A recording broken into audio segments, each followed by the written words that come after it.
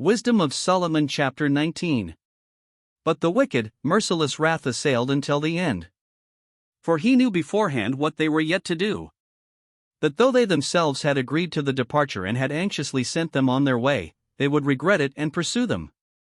For while they were still engaged in funeral rites and were mourning at the burials of the dead, they adopted another senseless plan, and those whom they had sent away with entreaty, they pursued as fugitives.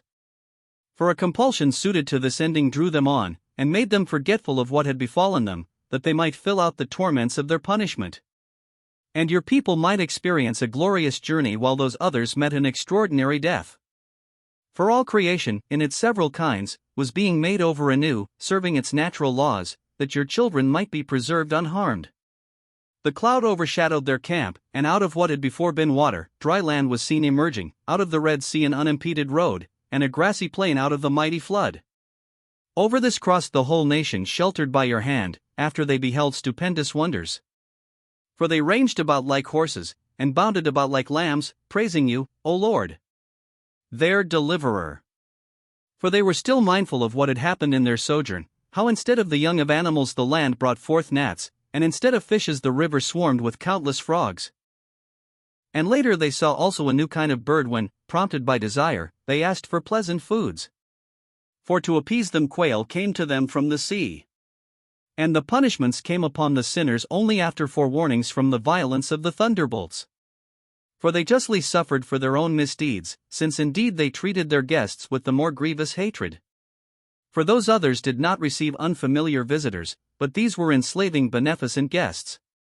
And not that only, but what punishment was to be theirs since they received strangers unwillingly. Yet these, after welcoming them with festivities, oppressed with awful toils those who now shared with them the same rites.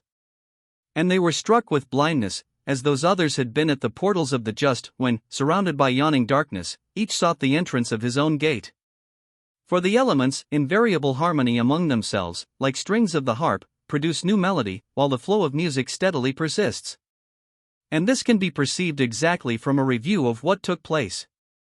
For land creatures were changed into water creatures, and those that swam went over onto the land.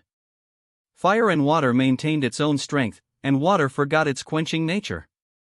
Flames, by contrast, neither consumed the flesh of the perishable animals that went about in them, nor melted the ice-like, quick-melting kind of ambrosial food. For every way, O Lord, you magnified and glorified your people, unfailing, you stood by them in every time and circumstance.